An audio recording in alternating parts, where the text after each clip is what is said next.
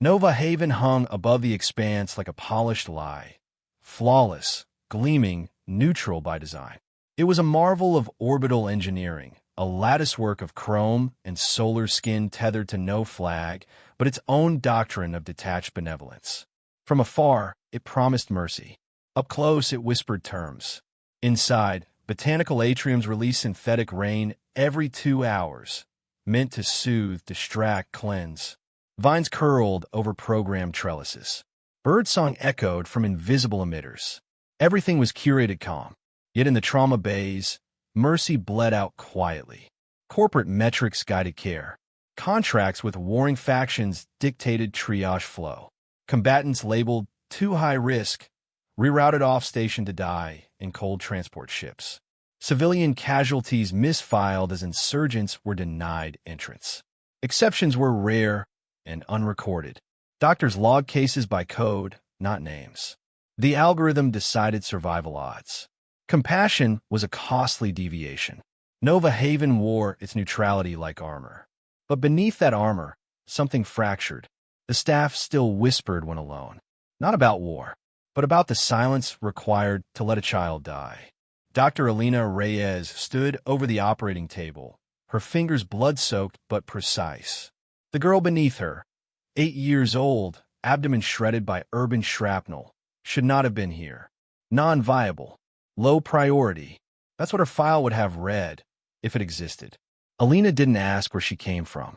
She recognized the signs, back-channeled by someone on the inside. An orderly, maybe. Someone still human under the corporate skin. Each suture, each extraction of fragmented metal, was a rebellion. Alina logged the procedure as routine trauma, flagged it under a generic code. The biometric record blurred by manual override. She didn't speak as she worked, but inside, fury stirred. It wasn't the war that haunted her, not the wounds. It was knowing that if she hadn't taken this girl in, no one else would have. Not because they lacked the skill, but because policy whispered no. Another life traded for statistical neutrality. And still, the station hummed, pretending peace. The trauma bay doors opened at 2:14 standard. They wheeled him in on a Dessel stretcher, body twisted, leaking from spine and lung alike. Muscle spasming, breath shallow, neural relay flickering with sepsis patterns. Malik Dunn, former Marine, now rebel. Alina scanned his ID. The red tag pulsed across her lens. Combatant do not admit. The room held its breath. Staff froze. Eyes moved, but no one dared speak. She had seen his records before. Not the man, but the archetype. The unacceptable. The cost-risk analysis denied any future for people like him. But his body fought to live. She looked once at the monitor, then once at him, then nodded. Action surged. Nurse Vance sealed the door from external monitoring. Dr. Chin administered a level 4 stabilizer cocktail. Alina made the first incision. The system logged a new case, anonymous trauma 417. She knew what she was doing. She did it anyway. The operation finished before sunrise. Alina peeled off her gloves under the sterile light. The blood gone, but its memory clinging to her palms. The sink shimmered too clean, mocking the mess they'd made to save him. Malik's vitals held. Barely. She met Vance and Chun in the back corridor, where security lenses were still blind by design flaw or blessing, depending on the shift. No words were exchanged about the risk. No congratulations. Only the unspoken weight of having chosen right against regulation. Vance handed her a sealed vial. Antibiotics flagged for VIP use only. Stolen. Or rescued. Chin passed her a falsified vitals chart. Alina spoke quietly. No one else dies because they don't fit the budget. Vance nodded. Chin looked away, jaw tight. Together, they had become something else. Not just medical staff, but rebels in a war they'd never enlisted in. The system wouldn't forgive them. And she didn't care. Counselor Ravel sipped synth coffee in an office that overlooked nothing real. The wall behind him showed a calming vista of rotating moons, curated for serenity. His posture exuded calm, concern, control. Alina did not wait for invitation. "We took a combatant," she said. He barely blinked. "You violated protocol." He would have died. He should have died. Off station, per agreement. Her eyes narrowed. He was a patient. He was a liability. She stepped closer, voice sharp. You built a temple of healing and bartered who gets saved. You made neutrality the excuse for sanctioned neglect. He didn't flinch. We aren't a battlefield hospice. We maintain peace by not choosing sides. You already chose. You chose profit, policy, silence. The pause after her words was not a truce, but a warning. Ravel only said, "Your actions have been noted." Her badge pinged as she turned. An alert, faint and cold. Someone had been watching. And neutrality, she realized, was just another name for control. Nova Haven continued to orbit, gleaming above a dying world. Inside its walls, the balance had shifted, not with a declaration, but with one wounded man given a second chance, and one doctor unwilling to choose the quiet death of compliance. The oath had not changed, but everything else had. Malik Dunn gasped back to life beneath low-lit med glass and fluid mist. Antiseptic clung to his lungs like regret. His body had been pieced together by synthetic nerve grafts and biostitchers, but the man himself was still broken. Not by the war. He'd survived worse than fire. It was the aftermath that fractured. His voice was barely there, threadbare and shaking. Yet every whisper carried a name. Names of prisoners, of friends, of those lost not to war, but to silence. His breath trembled with each one. He spoke of screams through recycled vent shafts, pain resonating from beneath sterile floors, medical stations converted into prisons, healing used as pretext for harvesting. Alina stood beside him, not as a doctor now, but as a witness.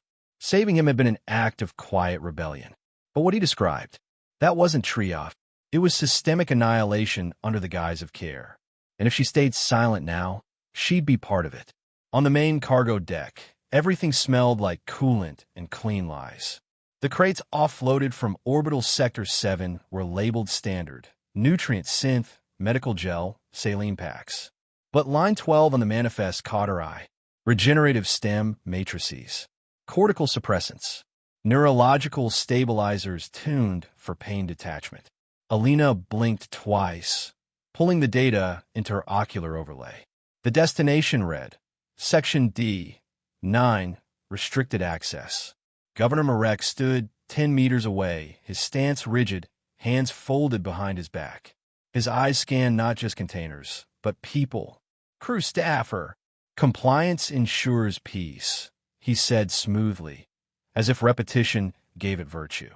Alina nodded and logged every irregularity. Later, she requested access to the section logs. The system answered with sterile certainty, access denied. What she once hoped was a miscommunication felt now like orchestration. Someone wasn't just breaking the rules. They were writing new ones beneath locked doors. And Nova Haven's illusion cracked further. Malik sat upright, sketching diagrams on disposable med sheets with trembling fingers. His body barely held together, but his mind was vivid, burned in with images he couldn't forget. He drew pod shapes, wire routes, temperature control zones disguised as patient recovery units. They call them harvest rigs, he rasped. Alina stared as he pointed to sections labeled neurostrip repeater and voice loop feed. They run simulations on reflex pain, force victims to relive dying moments, loop screams into training algorithms. Call it behavioral testing. One drawing showed a voice interface mimicking obedience responses, digitally echoed from tortured breath. They break us until we say what they want. Then they copy it, reuse it. Alina dropped the page. Her stomach twisted. This wasn't war. It was a system built on learned helplessness. It wore her coat, used her oath, and murdered beneath a healer's hand. Jonas leaned over a cracked console in the lower access archive, sweat tracing his collar. May paced behind him, decryptor in hand, feeding biometric ciphers in short bursts. Lines of data pulsed in and out of focus. Supply shipments rerouted, altered, masked. Then there, a corridor listed under low trauma containment, tagged to Section D9. Attached, biorestraint collar logs, muted neural feedback loops, requisitions for anti-veracity agents. Jonas looked up, face pale. All this signed off by Ravel. May stared at the tablet. We go down there. We're not staff anymore. Jonas didn't hesitate. Then we stop pretending we are. Alina looked between them. The illusion had shattered. There was no going back. Only deeper. The corridors leading to D9 didn't resemble the rest of the station. No glass. No light panels tuned for comfort. This was bone metal, thick and cold, soundless even under bootfalls. The deeper they moved, the more the walls narrowed, the air heavy with stale entropy. Inside the chamber, two forms hung from biorestraints. Amari, a woman stripped of voice. Muscles torn, tendons artificially restitched for resistance calibration. Lucas, just a man, once a farmer, now a cautionary example. His fingers bore scars from plasma cuffs, each one broken and set to heal wrong. Alina knelt beside Amari. No questions, no explanation, just movement. Jonas worked fast, sliding under interface consoles, rerouting diagnostics with a cracked signal mirror. May patched Lucas with trembling hands. Neural dampeners, hemoglobin refreshers, stim saline just to keep him upright. Both patients stabilized. Barely. Then Jonas stopped. One red flicker. Small. In a vent near the ceiling. A surveillance drone. Watching. Recording. Then it vanished. Alina froze. We've been seen. The exit corridor pulsed with red indicators. Somewhere distant, systems stirred, mechanical and angry. Lucas could barely walk. Amari limped silently, gaze fixed ahead. Then flash. May turned, just as a clamp snapped shut on her wrist. She screamed once. Then white light detonated across the hallway. A restraint drone, hidden in shadow, snapped her into stasis and zipped backward into a sealed shaft. Gone. No time to react. Alina lunged, but Jonas pulled her back, arms shielding her from a second flash burst. Static hissed through the comlink. Malik's voice broke through, enraged. What happened? Jonas answered quietly. She's taken. A crash echoed from a secure ward. Malik, still wounded, had thrown a tray across the med bay. They'll plug her into their neurogrid, he growled. Rip her thoughts. Trace her interactions. If she breaks. He didn't finish. Alina stood frozen. The oath to heal. The vow to protect. What she had done wasn't just a risk. It was betrayal to every person she brought into this fight. She'd crossed the threshold. And now, silence could kill her friend. Beneath the glass and chrome of Nova Haven, rebellion hadn't begun with a weapon. It began with a name whispered in pain, a pattern drawn in blood, and a choice to act when neutrality demanded indifference. The cost had come, and it would not be the last. Beneath the trauma bays, in the forgotten arteries of Nova Haven, a war was planned in whispers. A sterile maintenance corridor, abandoned by engineers, overlooked by surveillance, now served as nerve center. Pipes dripped condensation like cold sweat from the ceiling. Crates once filled with supplies sat empty, repurposed into desks, benches, barricades. The lights flickered inconsistently, casting shadows that shifted like watchers. Alina stood in the center, coat blood-stained from recent operations, eyes sharpened by purpose. Around her, the team assembled. Jonas, hacker, technician, realist with fingers always stained in static. Malik, soldier redefined, nerves fused with machine, spirit held together by fragments of old orders. Amari, a medic who no longer spoke, but saw everything. And Priya Singh, shuttle tech, quiet, sharp, carrying sorrow like a detonator waiting for the right frequency. They didn't have guns. They had injectors filled with sedatives, surgical tubing rigged into tripwires, drone bypass kits scrapped from surveillance debris. They weren't trained insurgents. They were professionals who had reached the point where saving a life meant risking their own. Alina placed a mission before them. Free the prisoners, expose the station's crimes during the Grand Med jury, and remind the systems watching what medicine had once stood for. No heroes, no martyrs, just truth. Plans needed more than logistics. They needed belief. And belief needed breaking first. One by one, the stories came. Alina, voice low and sharp, recalled her brother, refused care for wearing the wrong uniform. left to bleed outside docking doors. He was 15. He wanted to deliver rations to evacuees. They left him outside like garbage. Malik stared at his prosthetic hand, fingers twitching as he spoke. I shot a medic once. Thought she was strapping a bomb to a kid. Turns out she was suturing shrapnel out of his spine. His breath hitched. He died anyway. Amari traced the back of her hand where an ID chip had once been. Her voice, gravel rough, spoke only 3 names. Friends tagged and incinerated in the name of containment. No tears, only silence. Priya held out a dented ID chip. My brother's. He was picked up for questioning. I worked shuttles. That's all I've ever done. Her hands trembled. They said he was sent for treatment. No discharge. No body. Just gone. No one offered comfort. None was needed. Their unity wasn't built on hope. It was built on the refusal to lose anyone else. Resistance couldn't stand on 5 alone.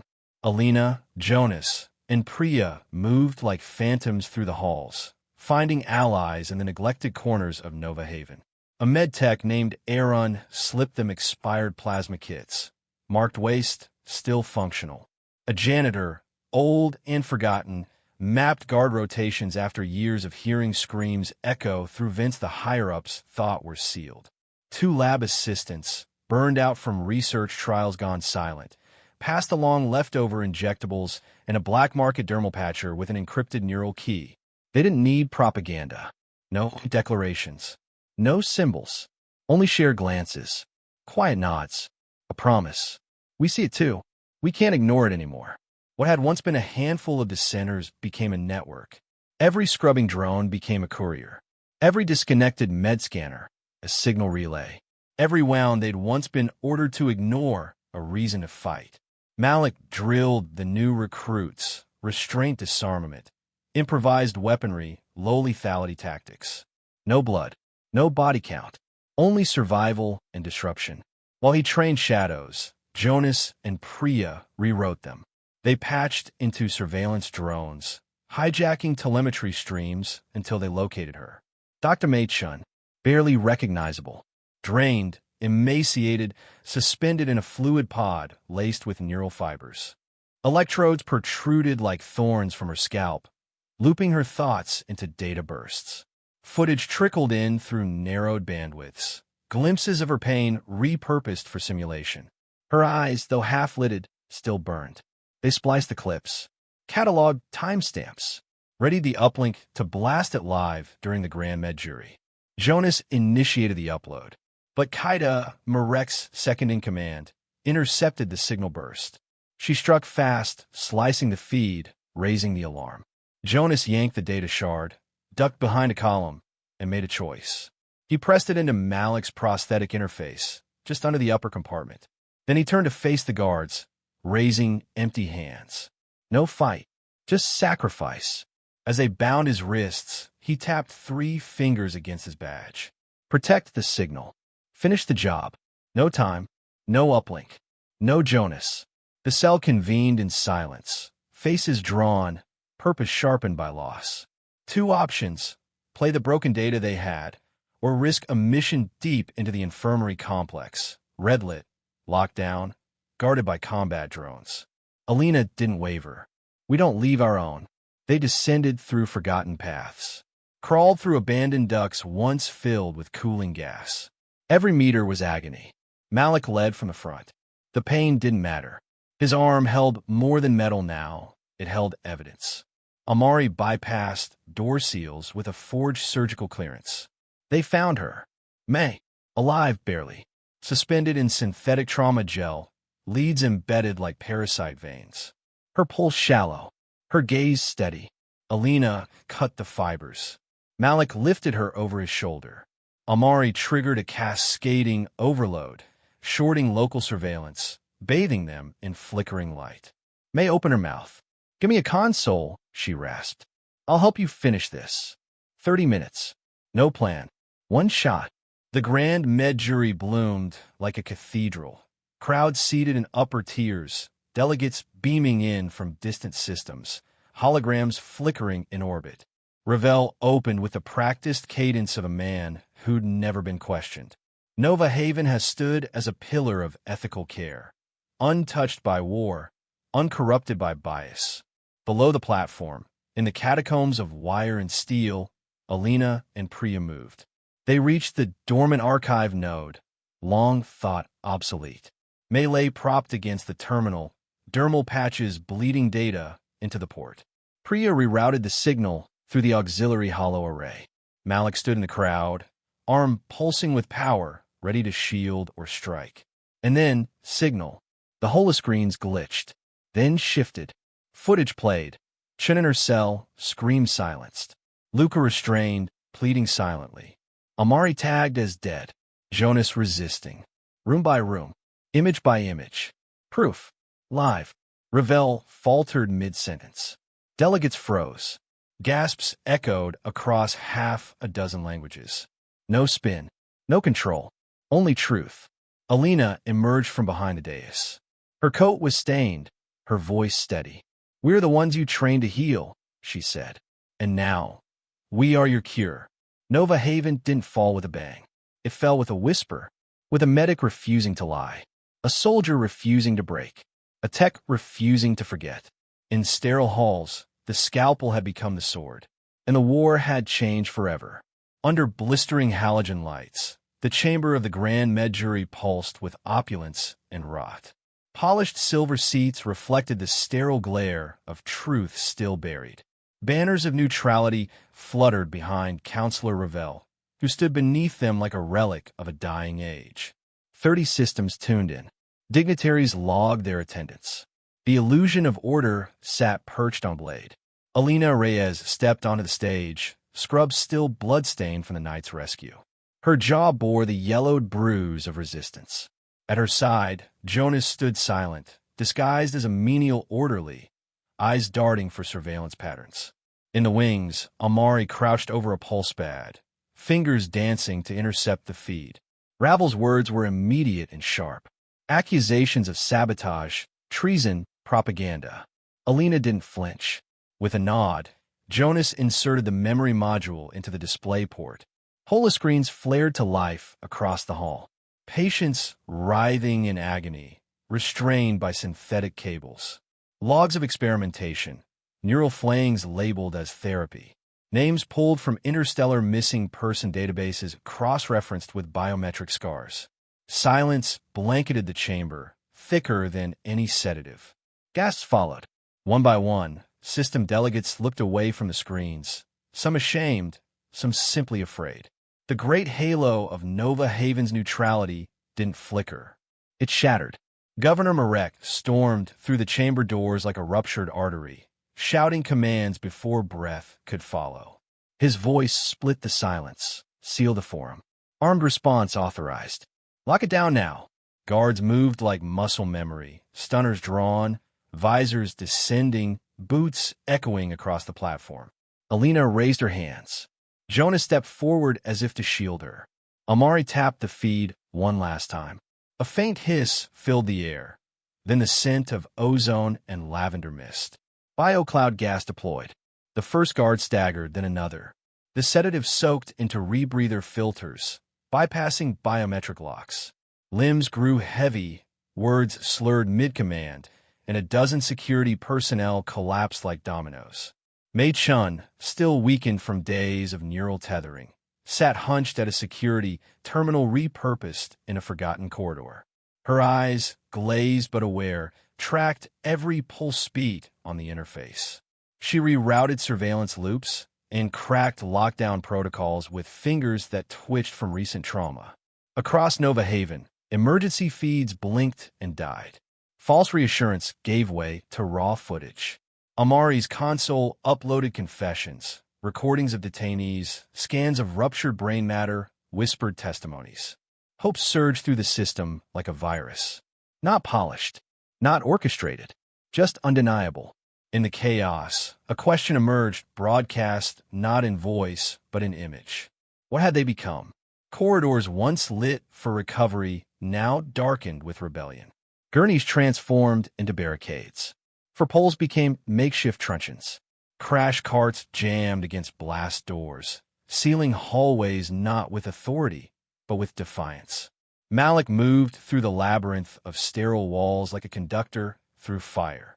His prosthetic arm hummed, a hidden memory shard embedded deep within. Behind him marched not warriors, but medtechs and nurses. Orderlies too exhausted to ignore conscience. Technicians whose fingers once pressed keys in silence now held tools in fists. They weren't trained for war. It didn't need to be. They carried syringes, not rifles. Their courage bled through every footstep, every breath held through fear. On deck 12, an elderly janitor named Holland whispered, "They can't shut it all down," before pulling a coolant hose from its socket, sending mist across the camera grid. A nurse named Rika lobbed deactivated sedative capsules into corners, drawing attention away from wounded civilians still being smuggled into safe zones. They were not nameless anymore. Every step was a name reclaimed. In the docking bays, Priya Singh worked without pause, fingers red from cracked knuckles and control panel sparks. Bulkhead doors hissed open under manual override. Rebel shuttles blinked their navigation lights. Waiting. Nova Haven wasn't being seized. It was being reclaimed. Counselor Ravel's spine straightened, as if it could anchor her collapsing empire. Her voice dropped, no longer for the crowd but for the comms in her collar. "Terminate Alina Reyes." Quietly. She thought it would end cleanly. One officer emerged from the mist, steps quiet, weapon ready.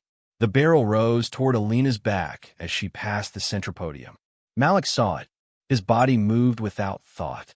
He stepped between the two. The blast ignited, but missed.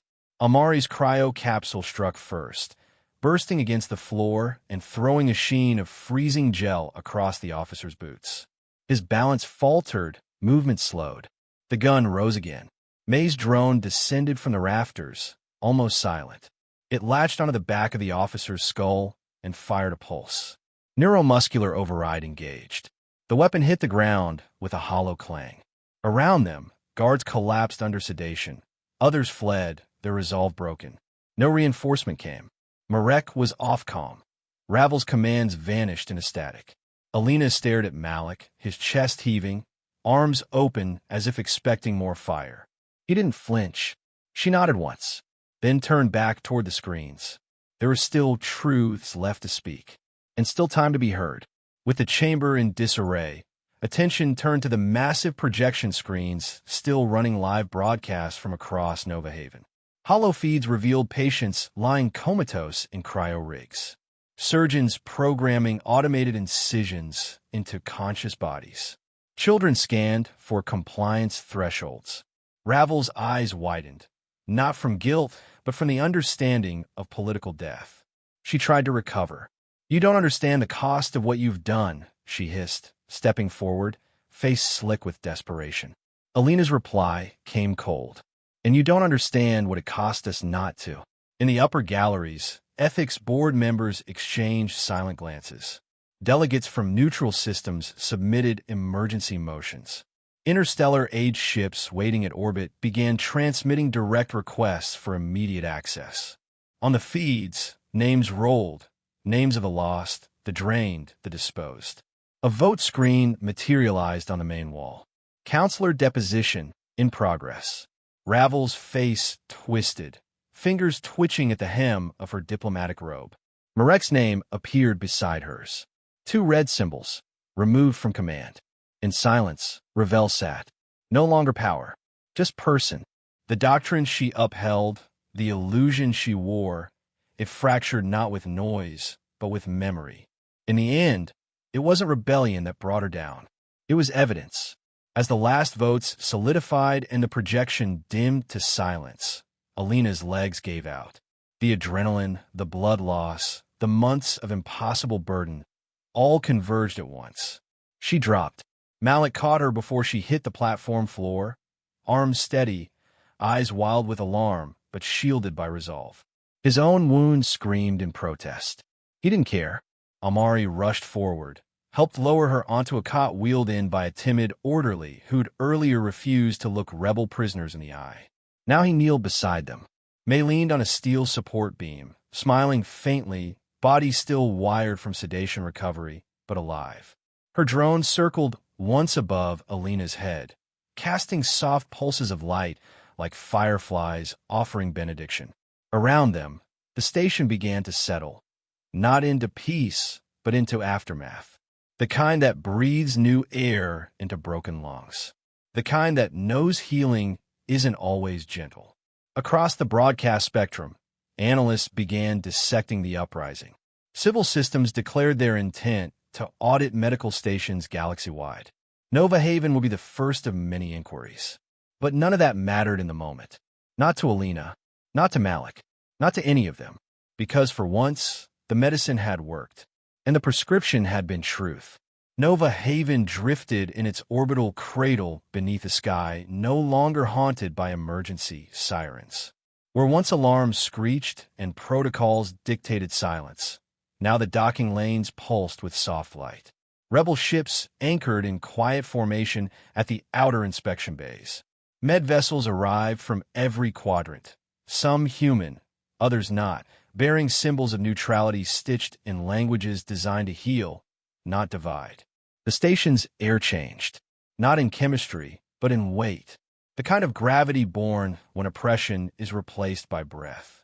In the trauma ward, walls once lined with triage bodies now held tribunal benches.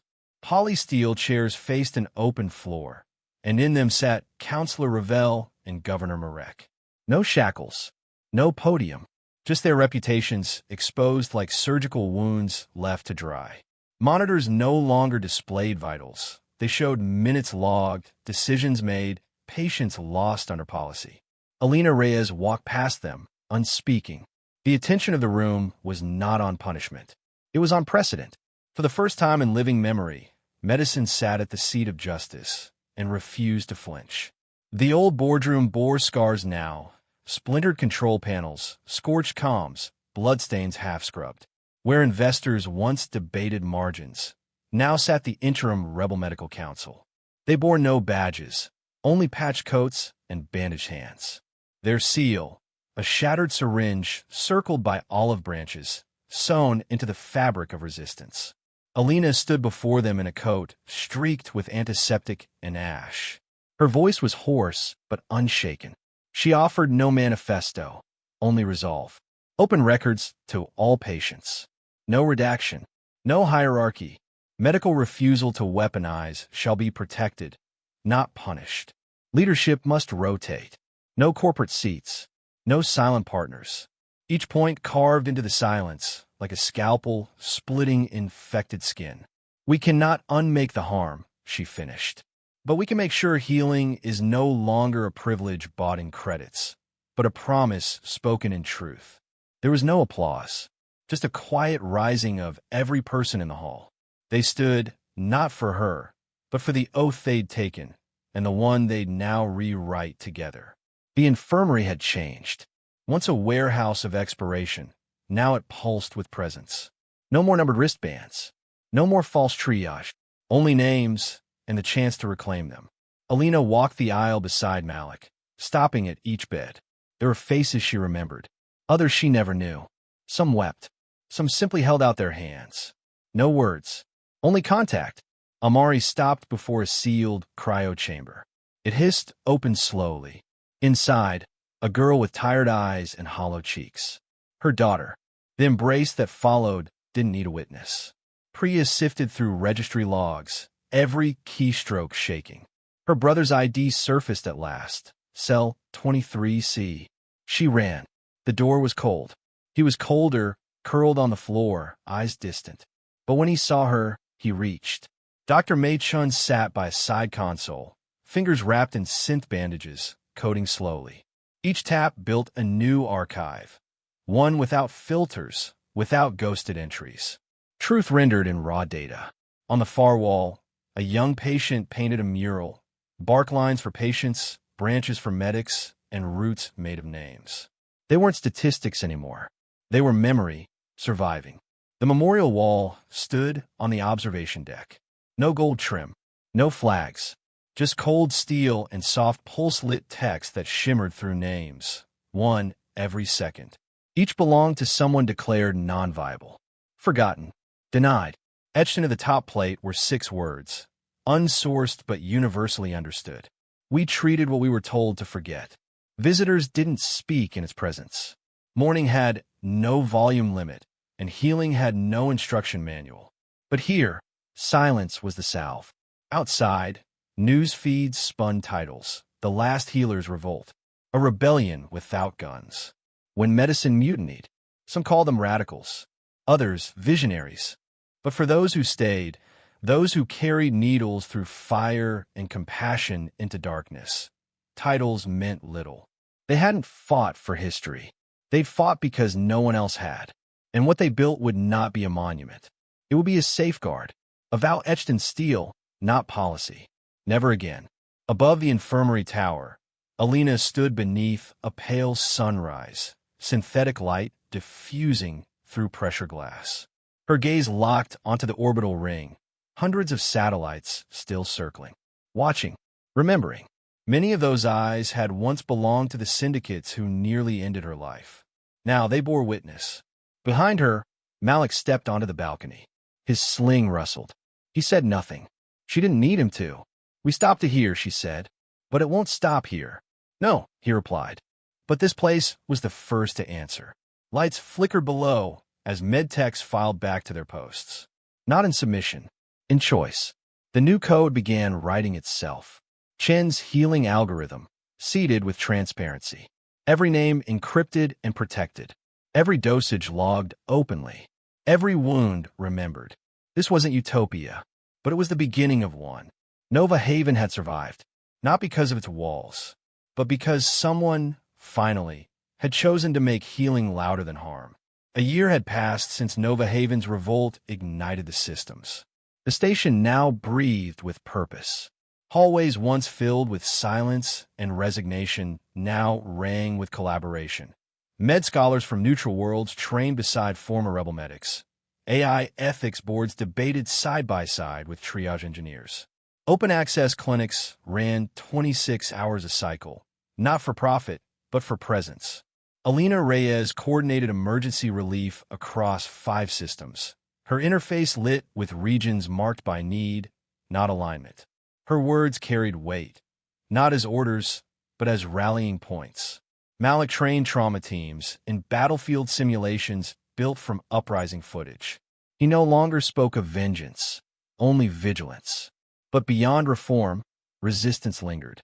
Encrypted bursts and anonymous essays began to circulate again. Old rhetoric, new rappers. Counselor Ravel's name resurfaced in underground philosophy forums. Her voice, digitized and reskinned, asked only one question. When the healers choose sides, who heals the ones they refuse? The rebellion had ended, but the scrutiny had just begun. The coalition envoy came cloaked in diplomacy, robes that shimmered with passive display code, faces trained in neutral flattery. They praised Nova Haven's transformation, spoke of inspiration, requested permission to implement the Healer's Charter at 12 new outposts. They brought scrolls, projections, resources. What they asked for was replication. Alina listened, nodded, but didn't accept. The charter had been born from desperation, not doctrine. It was an oath rewritten in pain and necessity, not policy. Malik watched the envoy depart and said only they want to use it like a weapon. She knew he was right. Revolution, once systematized, becomes institution. And institutions rot like any body when left unwatched. Later, Alina stood beneath the atrium where her oath was etched into alloy. We chose to heal those others would forget. Her eyes scanned the faces beneath it, trainees, veterans, survivors. Could compassion survive as currency? Could neutrality survive as myth? No one had an answer, but someone would ask the price. In the subdeck lab beneath Docking Bay 6, Priya Singh isolated the spike. It started as a routine inventory check, sterilized trauma packs, recycled nutrient kits. Then the logs blinked red. Unlisted protein markers. Strange folding sequences. She froze. Biosignatures didn't match any registered pathogen or healing compound. And they hadn't originated on Nova Haven. Tag, CT-928. Last registered orbit. Unknown. She ran the scan again. Same result. This wasn't leftover corruption. It was newly seeded. Someone had slipped engineered material into incoming med supplies, cloaked in logistics, hidden in aid. She flagged the report. But deep inside, she knew this wasn't sabotage. It was a warning shot. And whoever sent it remembered who'd won the first round. The airlock cycled open. Another med shuttle docked, bearing nameless passengers and unreadable scans.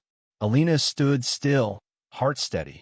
Beyond those doors waited need, but also risk.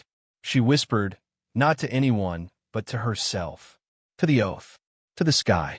We broke our chains with compassion. Now the question is, who will we heal, and at whose cost?